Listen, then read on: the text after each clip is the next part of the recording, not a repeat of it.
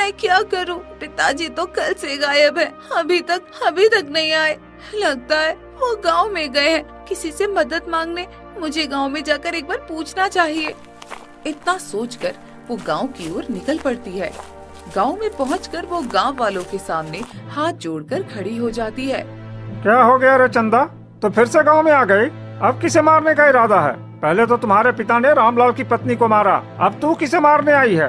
देखो काका, मेरे पिताजी निर्दोष है, उन्होंने किसी को नहीं मारा। मेरे पिताजी कल सुबह जंगल में गए थे, पर अभी तक वापस नहीं लौटे। मैं उन्हें हर जगह ढूंढ चुकी हूँ, कृपया मेरी मदद कर दीजिए।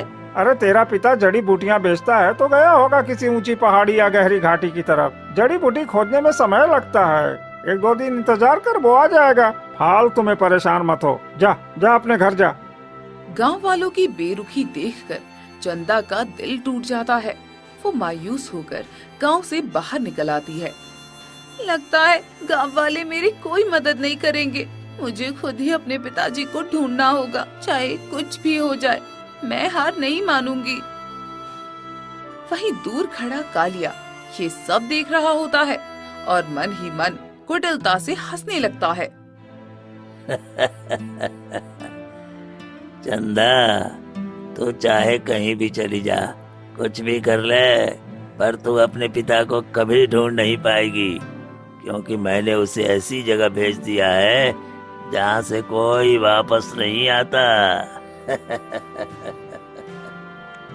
कालिया वहाँ से मुस्कुराते हुए चला जाता है। इधर चंदा हिम्मत जुटाकर घने जंगलों की ओर निकल पड़ती है। चलते चलते रास्ते में उसे एक फटा हुआ झोला दिखाई देता है। अरे ये तो मेरे पिताजी का झोला है। इसका मतलब वो इसी रास्ते से आगे गए थे। मुझे और अंदर जाना चाहिए। चंदा कई घंटों तक उबड़-खाबड़ रास्तों और घने पेड़ों के बीच चलती रहती है। थकान के मारे उसका बुरा हाल हो जाता है और पैर जवाब देने लगते हैं। वो एक पेड़ के नीचे बैठ जाती है। चारों तरफ सन्नाटे के सिवा कुछ भी नहीं था। मैं कई घंटों से चल रही हूँ, अब मुझसे एक भी कदम आगे नहीं बढ़ा जा रहा, पर मैं रुक भी नहीं सकती।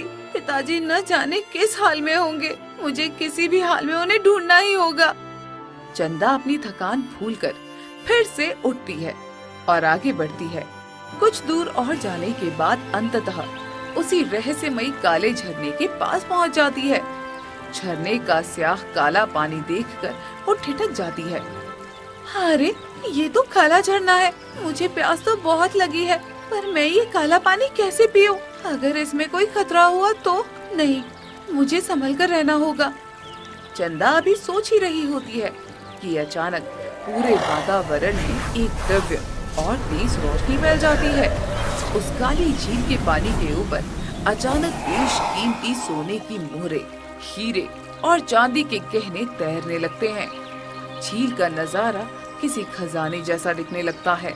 चंदा फटी आंखों से उस सुनहरे दृश्य को देख ही रही होती है कि तभी हवा में एक भारी और गूंजती हुई रहस्यमयी आवाज सुनाई देती है। ये सारा धन और बेशकीमती जेवरात अब तेरे हो सकते हैं। इन्हें उठा और वापस चली जा। तेरी पूरी जिंदगी ऐशो आराम में बीतेगी। तो किसी रानी की तरह रहेगी। बस अपने उस बूढ़े पिता को भूल जा, जिन्होंने तुझे तकलीफ के सिवा कुछ नहीं दिया। कौन बोल रहा है? सामने आओ। मुझे ये धन दौलत नहीं चाहिए। मुझे मेरे पिताजी चाहिए, जो पिछले 2 दिनों से लापता है। मैं उन्हें ढूंढने के लिए हर खतरा मोल ले सकती हूँ। मैं उन्हें नहीं छोड़ सकती, जो मुझे इस दुनिया में लाए और मुझे इतना बड़ा किया। उनके सामने ये सोने चांदी, हार, हीरे मेरे लिए मिट्टी के मोल बराबर है। सोच ले चंदा, अगर तू अपने पिता को चुना तो तुझे उम्र भर इसी गरीबी में जलना होगा और ये खजाना हमेशा के लिए गायब हो जाएगा। छोड़ अपने पिता को और अपनी दुनिया संवार ले। मेरे इस जीवन में मेरे पिता के सिवा मेरा अपना कोई भी नहीं है और मैं अपने पिता को दुनिया की किसी भी दौलत के लिए नहीं छोड़ सकती। चाहे मुझे भूखा मरना पड़े, पर मुझे मेरे पिता चाहिए। ठीक है। अगर इस कहानी ने आपका दिल छू लिया हो तो नूनू स्टोरीज ऑफिशियल को सब्सक्राइब करें, लाइक और कमेंट करके अपना प्यार जरूर बताएं।